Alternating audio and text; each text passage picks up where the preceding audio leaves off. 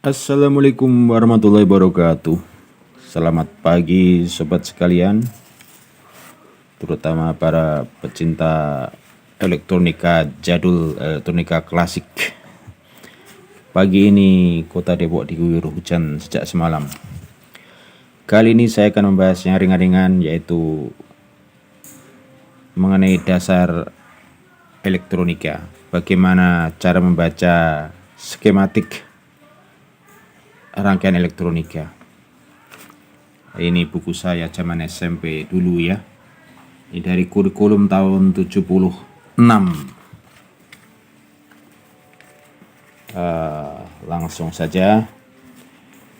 Ini saya contohkan skematik sebuah radio transistor kuno yang standarnya seperti ini. Nah, ini adalah sudah berbasis transistor. Nanti akan saya ubah juga lain waktu yang berbasis lampu tabung yang lebih kuno lagi. Kira-kira bagaimana cara membaca skematiknya. Kenapa saya ambil contoh radio? Karena ini yang lebih lengkap ya. Kalau audio kan lebih sederhana malah. Tidak ada komponen-komponen yang rumit seperti halnya dipakai di dalam pesawat radio. Oke, yang pertama seperti ini ya skematiknya, skematik dasarnya. Pertama adalah tentang sambungan dulu ya. Jadi ada dua jenis model gambar sambungan ya. Kalau pertama seperti ini ya bedanya. Kalau ini menunjukkan anggaplah kabel ya, garis-garis ini kabel untuk menyambungkan. Kalau yang ada buletannya tengah berarti artinya tersambung. Tapi kalau polos hanya silang nggak ada buletannya, ini artinya tidak tersambung ya, persilangan gitu ya, tidak tersambung. Ini model sambungan pertama. Ada gambar yang lebih baru lagi yang dipisahkan ya. Kalau tidak tersambung itu dibikin garis lengkung gitu. Contohnya seperti ini. Kalau ini tersambung berarti nggak ada lengkungannya. Tapi kalau yang tidak tersambung seperti ini. Saya ulangi seperti ini.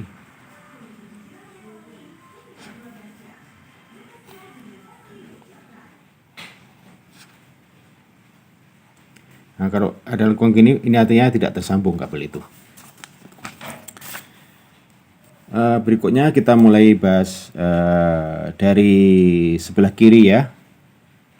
Kalau ini simbol yang ada tongkat, kemudian ada huruf V di atas, ini artinya antena, simbol satu antena. Kemudian ke bawah lagi, nah ini ada garis seperti per mobil gini ya. Ini artinya ground. Ground itu bisa artinya ditanam ke grounded tanah atau ke rangkaian negatif atau positif dari power supply atau sumber arus. Nah, kalau negatif itu kalau pakai transistor jenis negatif NPN. Kebetulan radio ini adalah transistornya jenis PNP. Nanti akan kita jelaskan jenis transistornya. Berarti ini groundnya di positif. Jadi kalau pakai baterai di positif baterai. Berikutnya adalah kalau simbol seperti ini putus, ini sejajar ya. Ada garis dua sejajar ini putus. Ini kapasitor bipolar. Non-polar, maaf, kapasitor non-polar. Artinya non-polar itu tidak ada kutub positif negatifnya. Bisa dibolak-balik ya karena nggak ada kutubnya. Ini biasanya kapasitor dari keramik atau kertas atau milar gitu. Nah, bedanya ini hampir mirip dengan simbol tegangan atau power supply atau baterai ya. Kalau baterai panjangnya ini tidak sama. Panjangnya tidak sama, yang panjang adalah positif. Contohnya seperti ini. Nah, ini baterai. Ini simbol tu 23, ini tu 2 3 4. Nah, ini simbol 4 baterai ya. Jadi kalau yang panjang ini artinya kutub positif, yang pendek ini negatif. Itu bedanya dengan baterai. Tapi kalau panjang sejajar, ini simbol dari kapasitor. Ya, nah kapasitor ini ada bermacam-macam. Yang paling kiri ini adalah kapasitor non polar. Nah, yang paling kanan ini kapasitor juga, ada tanda panah. Ini namanya kapasitor variabel. Artinya nilai kapasitansinya bisa berubah-ubah ya. Kalau diputar berubah-ubah, ini dipakai untuk tombol tuning di radio. Kalau yang sebelah kiri ini nggak ada panahnya, berarti nilainya adalah konstan. Contohnya nanti 5 picofarad, 5 pf. Kalau yang kiri ini nilainya berubah-ubah, macam-macam ya, biasanya antara 0 sampai 500 pf atau picofarad kalau dengan radio. Kemudian sebelah kanannya lagi, ini adalah simbol 2 buah lilitan atau kumparan yang dipakai di antena ya. Nah, gambar ini seperti ini ya, gambar wujud aslinya. Yang kiri ini berarti kumparan primer, yang kanan kumparan sekunder. Kemudian garis putus-putus ini artinya inti kumparan, yaitu pada besi lunak atau besi ferrit. Kalau garisnya lurus, itu adalah artinya besi yang keras ya, atau plat besi yang biasa dipakai di trafo. Kalau putus-putus ini artinya ferrit. Kemudian sebelah kanan lagi tadi sudah dibahas, ini yang kapasitor. Yang ini simbol seperti ini ya, seperti rumput-rumput ini, gergaji ini. Ini adalah simbol resistor atau tahanan. Fungsinya adalah menghambat tegangan atau mengurangi tegangan yang masuk, tegangan listrik, dan juga mengurangi arus ya, sesuai dengan nilainya. Makin kecil nilai wattnya, berarti arusnya juga makin kecil. Sebelah kanan ini adalah simbol transistor. Jadi ada dua jenis transistor. Kalau panah ke dalam ini transistor jenis PNP, nanti ada yang panahnya keluarin jenis NPN. Nah, transistor ini jenis semikonduktor. Kalau ada lagi yang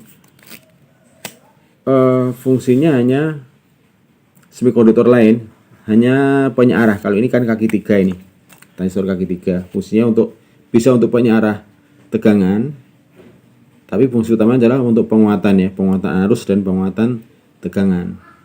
Kaki 3 ini nanti ada namanya basis, kolektor, emitor kaki-kakinya. Ada lagi ya cuma 2. Ini nggak ada gambarnya di 2, itu semikonduktor untuk penyarah aja. Diode ya, simbolnya seperti ini. Nah, ini penyarah arus, ini anoda, katoda. Jadi arah arus ke sana nanti positif, di sini negatif begitu.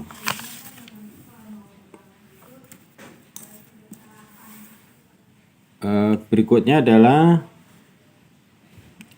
simbol trafo ya. Trafo yang intinya adalah ferrit. Ini ada trafo untuk radio frekuensi, trafo RF untuk penguatan sinyal radio. Ini ada, kalau kita hitung ada berapa jenis trafo? 1, 2, 3. Ini trafo untuk penguat. Satu lagi di sini nih. Ini harusnya ada gambar di sini nih. Gambar ferrit juga di sini. Kurang lengkap. Ini namanya ini trafo osilator. Ini lingkaran primer, lilitan primer, yang atas ini lilitan sekunder. Jadi ini untuk menyederhanakan gambar aja, seharusnya gambar ini digabung ya gitu. Kemudian sebelahnya ini sama tadi udah dibahas ya, dibagi dua, ini namanya juga kapasitor variabel ya, ada tanda panah ini. Kemudian yang apalagi yang dibahas, transistor udah. Nah, yang seperti ini nih sama, ini kapasitor juga, cuma panjangnya beda dan ada lengkungan kecil. Ini namanya kapasitor bipolar, artinya kapasitor yang ada kutubnya. Yang pendek ini kutub positif, yang panjang ini kutub negatif. Ini beda dengan baterai ya. Kalau baterai tadi lurus seperti ini simbolnya, yang panjang adalah positif, yang pendek negatif. Ini sebuah kapasitor bipolar. Kemudian mana lagi ya yang belum? Nah ini resistor kalau ada panah tengah, ini bisa panah atau lengkung nih. Ini resistor variabel, resistor yang nilainya bisa berubah-ubah. Nah biasa disebut sebagai potensiometer ya, untuk volume, untuk mengecilkan atau membesarkan volume suara itu ya. Kalau digeser, kalau seperti ini digeser ke atas, artinya makin mendekati sumber input, nilai tahanannya makin kecil, jadi nanti suara yang terdengar juga makin keras itu ya. Kalau digeser ke bawah, nilai kapasitornya makin besar. Ini ada dua memang, potensio geser sama potensio putar ya kalau dalam wujud aslinya. Berikutnya adalah ini trafo ya, dua sini trafo. Trafo ini adalah trafo kalau sekarang mungkin jarang dipakai. Ini konstruksi yang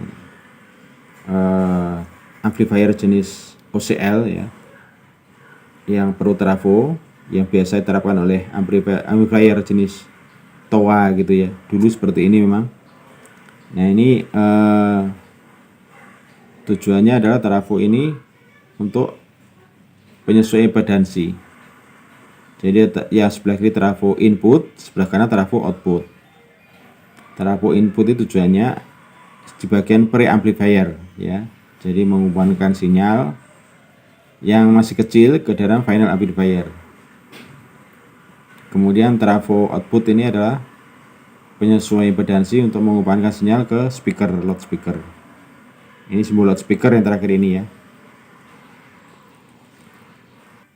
Oh ya, satu lagi ini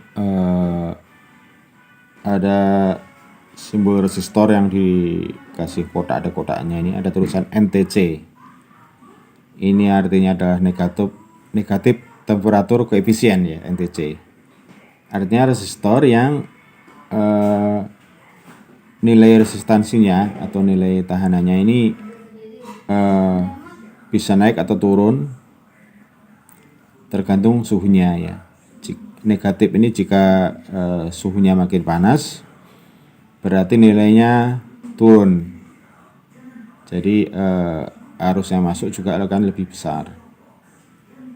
Sebaliknya nanti ada positif ya, positif temperatur koefisien. Itu kalau suhunya makin naik, berarti nilainya makin naik juga gitu.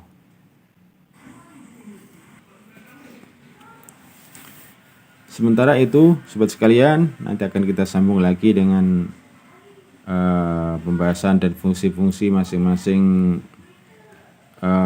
komponen yang biasa dipakai di dalam skematik rangkaian elektronika klasik ya. Kalau sekarang mungkin sebagian sudah jarang digunakan karena sudah bentuk blok IC gitu ya. Wassalamualaikum warahmatullahi wabarakatuh.